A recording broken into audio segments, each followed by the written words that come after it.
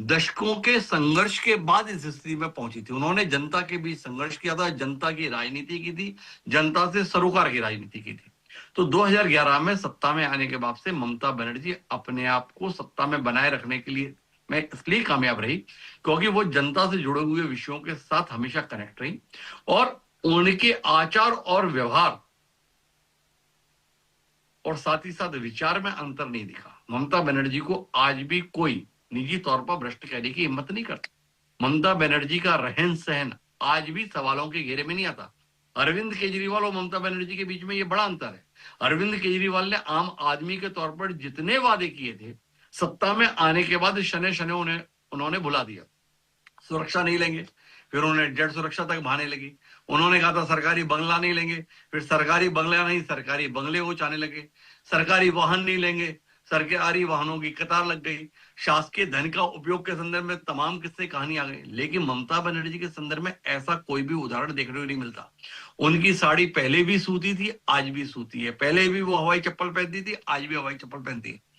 पर उनकी सरकार को ईमानदार सरकार कहने के संदर्भ में लोग तैयार नहीं होते क्योंकि उनके मंत्रियों और विधायकों के संदर्भ में आचरण में वो शुचिता, वो ईमानदारी नहीं दिखती। और उसी को इस बार भारतीय जनता पार्टी ने निशाने पर लिया है। पिछली बार भारतीय जनता पार्टी के निशाने पर ममता बनर्जी थी, इस बार भारतीय जनता पार्टी के निशाने पर ममता बनर्जी की सरकार है। ये दोनों चीजों में विरोधाभास है। पर फिर भी हमें 4 तारीख का इंतजार करना होगा। और एक और महत्वपूर्ण पहलू वो है एसआईआर। एसआईआर के तहत 91 लाख वोट कटे हैं। 91 लाख वोट एक बहुत बड़ा आंकड़ा है और टीएमसी का और अधिकांश राजनीतिक प्रेक्षकों का मानना है कि इसमें जो बड़ी तादाद है वो टीएमसी के कोर वोटर्स की है। अगर टीएमसी ने इतने बड़े स्तर पर अपने वोटर्स को खोया है एसआईआर के दौरान, तो उसकी कीमत कितनी भी बड़ी हो सकती है। जो टीएमसी 200 पार के संदर्भ में दावा कर रही है वो 100 के अंदर भी सिमट सकती है। अगर वोटर ही नहीं रहा तो चुनाव कैसे जीतेंगे? तो ये एक चुनौती है। इस तो चुनौती के संदर्भ में देखते हैं। उधर तो वाम से राम की यात्रा हो गई बीजेपी में। इधर एक सवाल और है, फिर कांग्रेस प्रवक्ता हमारे साथ जुड़े हैं कि जैसे विधान चंद्र रॉय के नाम पर कांग्रेस ने 20 साल शासन किया, फिर ज्योति बसु का दौर आया, दशकों की राजनीति हुई, फिर ममता बनर्जी को अब 15 साल से वो मुख्यमंत्री हैं। अगर बंगाल चेहरे पर जाता है तो क्या बीजेपी के पास ये एक माइनस पॉइंट है कि बंगाल में चेहरा नहीं है? अरे भाजपा का तो संस्थापक ही बंगाल का था जी। जहां हुए बलिदान मुखर्जी वो कश्मीर हमारा है। तो जिन मुखर्जी का नाम लिया जाता था, जिन्होंने जनसंघ की स्थापना की थी, वो मुखर्जी तो बंगाल से ताल्लुक रखते थे। श्यामा प्रसाद मुखर्जी पश्चिम बंगाल से ही राजनीति में सक्रिय हुए थे। यंगेस्ट मेयर और जाने कौन कौन से पद उनके पास रहे थे। तो पश्चिम बंगाल के मुखर्जी के द्वारा स्थापित पार्टी के आधार पर भाजपा का तो पहला अधिकार बनता है पश्चिम बंगाल में सरकार बनाने के समय। अटल जी ने पीड़ा जाहिर की थी। अटल जी, मोदी जी, ये तो बहुत बात की बात है। जो इनके पितृ पुरुष हैं, जो इनके संस्थापक है, जो इनके प्रेरणा स्रोत हैं, भाई 2 ही नाम तो लेते हैं, श्यामा प्रसाद मुखर्जी और पंडित दीनदयाल उपाध्याय। तो जिसने जनसंघ की स्थापना की थी, जो भाजपा का पूर्ववर्ती संगठन था, वो पश्चिम बंगाल से ताल्लुक रखता था। तो मुखर्जी जिस कश्मीर के लिए शहीद हुए थे, उस मुखर्जी की धरती पर भाजपा अपनी सरकार बना पाए, इससे बड़ी उपलब्धि भाजपा की क्या हो सकती है? 1951 में जनसंघ की स्थापना हुई और 2026 में अगर भाजपा पश्चिम बंगाल में सरकार बना पाने में कामयाब होती है तो असल अमृत महोत्सव तो ये है भाजपा का, स्वर्णिम काल ये है जी। तो भाजपा के लिए तो इससे बड़ी उपलब्धि क्या होगी? आप देखना, अगर सरकार बनी तो भाजपा बताएगी कि या तो होना ही था। बाकी हमारे को कांग्रेस प्रवक्ता बताएंगे। ठीक है। पश्चिम बंगाल से मोहम्मद आरिफ कांग्रेस के प्रवक्ता हमारे साथ जुड़ गए हैं। मोहम्मद आरिफ जी, बहुत बहुत स्वागत है आपका। जी, तो ये बंगाल के जो एग्जिट पोल बता रहे हैं, टीएमसी बीजेपी की सरकार, टीएमसी का कांटे का मुकाबला, कांग्रेस कहां है? किसी में 0 है, किसी में 5 है, उससे ऊपर तो मामला ही नहीं जा रहा है। 200 आप तमाम 294 सीटों पर लड़े, प्रणब मुखर्जी से लेकर के और कितने बड़े बड़े नेता कांग्रेस के वहां से रहे हैं। आज क्या स्थिति है एग्जिट पोल के मुताबिक कांग्रेस की? देखिए, कांग्रेस 294 सीट पर लड़ रही है और अपने जोर पर लड़ रही है, कोई जोट नहीं है, किसी के साथ मिलकर नहीं है। तो इस बार हम लोग 100 सीट पर कांग्रेस बीजेपी और टीएमसी को टक्कर देगी और दे रही है। नहीं, एग्जिट पोल तो नहीं बता रहा कि आप टक्कर दे रहे हैं आरिफ भाई, एग्जिट पोल नहीं बता रहे कि आप टक्कर दे रहे हैं कहीं भी। एग्जिट पोल नहीं बता रहा, मैं बता रहा हूं ना कि हम लोग टक्कर देंगे, हम लोग देंगे और परसेंटेज ऑफ वोट हमारी अच्छी रहेगी इस बार। आप देख लें, 4 तारीख को आप देख लें, ये बीजेपी और टीएमसी का खेल तो चला ही आ रहा है और लोग समझ रहे हैं इसका भी। कोई डर के वजह से कर रहा है वोट और कोई डरा रहा है, तो दोनों एक ही मामला है। एक सेंट्रल में रहने की चाहत है, दूसरे को स्टेट में रहने की चाहत है। अब ये दोनों आपस में मिली जुली भगत से ये सरकार लेना चाह रहे हैं, तो अब इसमें कांग्रेस जो है, कांग्रेस अच्छा परफॉर्मेंस करेगी। आपको मैं बता दूं, आपने बताया कि एक केंद्र में रहने की चाहत है, दूसरे की राज्य में रहने की चाहत है। कांग्रेस की क्या चाहत है? ऐसी सड़क पर बने रहने की चाहत है? नहीं, कांग्रेस तो आ रही है ना, कांग्रेस तो थी हमारी। कांग्रेस 2029 में राहुल जी प्राइम मिनिस्टर, आप लोग देखें, राहुल जी प्राइम मिनिस्टर होने वाले हैं।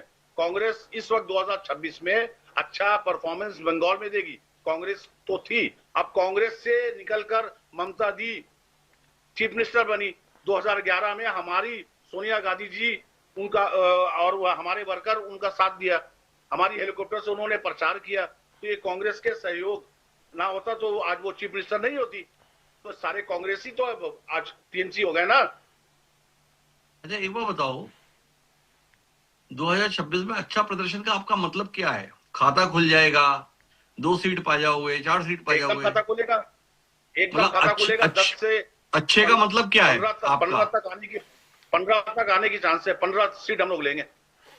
मुझे आरिफ भाई एक बात जाननी है आपसे। 25 तारीख को राहुल गांधी की अंततः रैली हुई और बंगाल में आपका सबसे बड़ा चेहरा अधीर रंजन चौधरी, उनको उस रैली में बुलाया नहीं गया। मतलब जहां आप लोग अच्छा करते हो वहां तो गुटबाजी होती है, जहां आप अच्छा नहीं करते हो वहां भी ऐसी गुटबाजी। राहुल गांधी की रैली में अधीर रंजन चौधरी को नहीं बुलाया गया। सर, ऐसा है कि राहुल गांधी जी अपने पहले दौर में वेस्ट बंगाल में आते हैं तो अधीर रंजन चौधरी के पास आते हैं। उसके बाद दूसरे दौर में आते हैं, वो कोलकाता आते हैं। तो अधीर रंजन चौधरी भी अपने इलाके में वो कंटेस्ट कर रहे थे, तो अधीर रंजन चौधरी के पास तो पहले राहुल गांधी पहुंच जाते हैं। अरे उन्होंने ही तो बोला भाई, अधीर रंजन चौधरी ने बोला मुझे बुलाया नहीं गया। नहीं, ऐसी बात नहीं, बुलाया नहीं गया क्या? अब कांग्रेस का ऐसा मामला नहीं है। अब यहाँ पर शुभंकर सरकार जी थे और सब पूरी कांग्रेस टीम साथ दे रही है। यहाँ से शुभंकर सरकार जी उठ के अधीर चौधरी के पास जा रहे हैं, सब मिलकर काम हो रहा है। अखिलेश यादव ममता बनर्जी के लिए प्रचार कर रहे हैं, आपके लिए नहीं। अरविंद केजरीवाल आकर ममता बनर्जी के लिए प्रचार कर रहे हैं, आपके लिए नहीं। ये कांग्रेस के साथ कौन है कौन नहीं, क्या गणित चल रहा है, क्या समझ आ रहा है आपको? अब यही गणित तो 4 तारीख के बाद पता चलेगा सर। अलायंस पार्टी होकर भी अब ऐसा करेंगे और फिर बहुत मुश्किल है। 4 तारीख को फिर आपको अगर लड़ना है सही से बीजेपी से, तो आप अपना एग्जिट पोल संभालें, देखते रहे। अच्छा आरिफ जी, एक बात बताओ, आपने अपना तो बता दिया हम 15 सीटें जीत लेंगे। 15 सीटों से सरकार तो बनती नहीं है। सरकार किसकी बन रही है, भाजपा की या टीएमसी की? पार्टी तो रहेंगे। आरिफ जी, मेरा सवाल सुनिएगा जी। क्योंकि आपने बड़ी ईमानदारी से बात की। आपने कहा कि हम अच्छा प्रदर्शन करेंगे, 15 तक सीटें हम जीत सकते हैं। अब 294 सीटों में 15 सीट जीतकर आपकी तो सरकार बनने से रही। सरकार किसकी बन रही है, टीएमसी की या बीजेपी की? तो एग्जिट पोल से आप पूछे ना आरिफ साहब से, अगर क्या पूछ रही है, कांग्रेस से क्यों पूछ रहे हैं? जैसे मेरे अरे भाई, आप राजनीतिक रूप से दिलचस्पी रखते हो, आपका आकलन क्या बोलता है? हाँ सर, ऐसा है कि हम लोग पूरे भारत में बीजेपी के खिलाफ लड़ रहे हैं। हम यहाँ पर टीएमसी के खिलाफ, टीएमसी के करप्शन के खिलाफ लड़ रहे हैं। सरकार किसकी बन रही है? लड़ तो रहे हो, ये तो आपने बोल ही दिया। सरकार किसकी बनती हुई दिख रही है? हम ये भी नहीं चाहेंगे कि यहाँ बीजेपी आए सरकार में। जी, सरकार किसकी बनती दिख रही है, चाहना अलग बात। आरिफ भाई, किसकी सरकार बनेगी? आप 15 सीट ले जाओगे तो किसको? ममता बनर्जी को नुकसान पहुंचा रहे हो, बीजेपी को? की सरकार बनेगी ये नहीं बोलूंगा, मगर बीजेपी की सरकार नहीं बनने वाली है। बीजेपी की सरकार नहीं बनेगी और तृणमूल की वो चाहते नहीं है और खुद 15 ही लेंगे। बड़ी दिक्कत में हो आरिफ भाई। मैं बीजेपी के हम लोग बीजेपी के सख्त खिलाफ है। बीजेपी की सरकार हम लोग नहीं ना देखना चाहते हैं ना बनाना चाहते हैं। मतलब अगर बीजेपी और ममता के बीच में फैसला करना है तो ममता चलेगी। अब वो तो अब एग्जिट पोल बताए आप लोग देखें 2021 चुनाव के नतीजों पर जब कांग्रेस की 0 सीट आई तो राहुल जी ने ममता जी को बधाई दी, ये कहते हैं कि आपने बीजेपी को हरा दिया। विनोद ओझा जी हमारे साथ जुड़ गए हैं, प्रवक्ता भारतीय जनता पार्टी पश्चिम बंगाल से। विनोद जी बहुत बहुत स्वागत है आपका। जी भाई साहब प्रणाम। एग्जिट पोल के आंकड़ों पे खुश हैं या थोड़े सशंकित हैं पिछली बार की तरह? मुझे पूर्ण रूप से विश्वास है कि बंगाल में भारतीय जनता की सरकार बनने जा रही है और हमारे नरेंद्र मोदी यशस्वी प्रधानमंत्री के नेतृत्व में यहाँ भी डबल इंजन की सरकार बनने जा रही है। यहाँ पे इतिहास में पहली बार इतने खुलकर निडर होकर और निर्भीक होकर युवा, महिला, बुजुर्ग सभी ने जाकर वोट दिया है। पहली बार वोट देने के लिए स्वतंत्रता मिला है बंगाल। ऐसी स्थिति है, यहाँ की सरकार के जो अराजकता फैली थी, गुंडागर्दी फैली थी, इस बार वो करने को मौका नहीं मिल पाया, वोट मारने का मौका नहीं मिल पाया।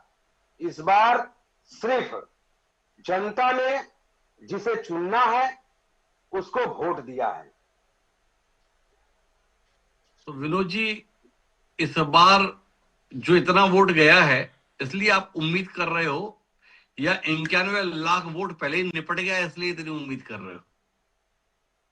मैं तो इसलिए उम्मीद करता हूं कि यहाँ की जो सरकार है इतनी एंटी कन्वेंसी है, यहाँ के जो शिक्षक है वो सड़क पे हैं, यहाँ का जो प्रशासन है वो अपंग है और यहाँ का जो सिस्टम शिक्षा से जुड़ी हुई जो भी है या हेल्थ से जुड़ा हुआ वो भी सड़क पे है, आंदोलन कर रहे हैं। जिस राज्य में हेल्थ, शिक्षा सड़क पे उतरी हो, आप उस राज्य का विकास हो सकता है। यहाँ की जनता चाहती है परिवर्तन, उस परिवर्तन के मूड को देखते हुए जनता ने वोट दिया है। तो विनोद जी फिर ममता बनर्जी के सामने नहीं, ममता बनर्जी के सामने कौन सा चेहरा है जो लड़ रहा है? ममता बनर्जी के सामने चेहरा भाजपा लड़ रही है। हर वो कैंडिडेट भाजपा का है। अच्छा एक बार बताओ, मोदी जी के नेतृत्व में ममता जी के खिलाफ लड़ रहे हो तो मोदी जी क्या प्रधानमंत्री पद से इस्तीफा देके पश्चिम बंगाल में मुख्यमंत्री का पद संभालेंगे? यहाँ का कोई नेता वेता मुकाबले के लायक नहीं रहा। ये शुभेंदु अधिकारी को हम जबरदस्ती इतना सूरमा समझ रहे थे। ये आपको लगता है ऐसा प्रतीत नहीं होता है। वो हमारे आइकॉन है, उनका चेहरा लेकर तो लड़ेंगे ही ना। कौन, मोदी जी या शुभेंदु अधिकारी? कौन आइकॉन है आपका? हमारा वो भाजपा का हर वो नेता आइकॉन है। कौन आइकॉन है हमें बता तो दो भाई, हमने पूछा आपसे। मोदी जी आइकॉन है या शुभेंदु अधिकारी आइकॉन है? हर वो नेता आइकॉन है। मोदी जी तो कौन सा वो नेता? क्या भाई साहब, कौन सा वो नेता आइकॉन है? हमारे वो हर भाजपा के जो नेता हैं आइकॉन है हमारे लिए। फिर तो आप स्वयं के लिए स्वयं भी आइकॉन हो, आप भी भाजपा के नेता हो विनोद जी। हम लोग भी आइकॉन है, उनके आइकॉन है। नरेंद्र मोदी जी के आइकॉन है हम लोग, उनको। ठीक है। अच्छा विनोद भाई एक बात बताएं, पिछली बार लगभग 13 एग्जिट पोल ने आपको 100 से ज्यादा सीटें दी थी और आई 77। तो इस बार के एग्जिट पोल को लेकर मतलब अभी से खुशी है, लड्डू बनवाने का मन कर रहा है, या आपको लग रहा है कि नहीं कुछ भी हो सकता है? नहीं भाई साहब, मैं तो पूर्ण रूप से विश्वास है इस बार हमारी यहाँ की गवर्नमेंट बन रही है, डबल इंजन की सरकार भाजपा की गवर्नमेंट बनने जा रही है। कौन सी चीजें आपको लग रहा है आपके फेवर में कभी गई पहले हैं? इतना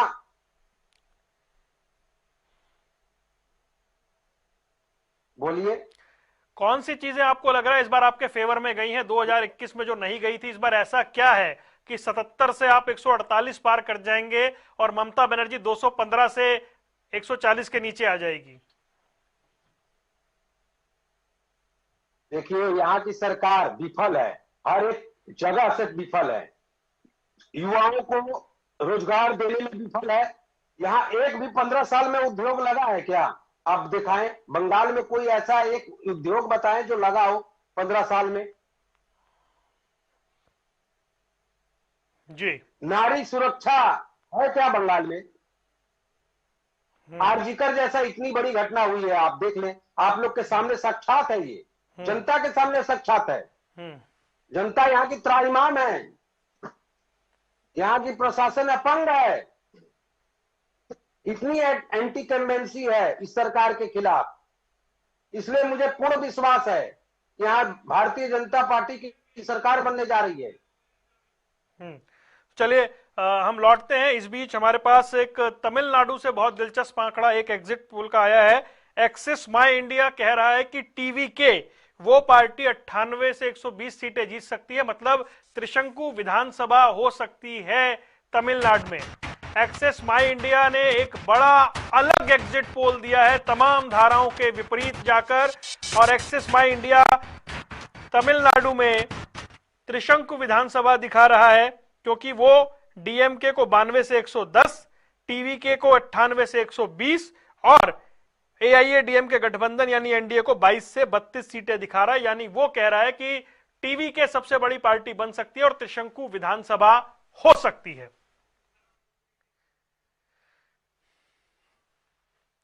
छोटा सा ब्रेक ले रहे हैं, चंद पलों में हाजिर होंगे।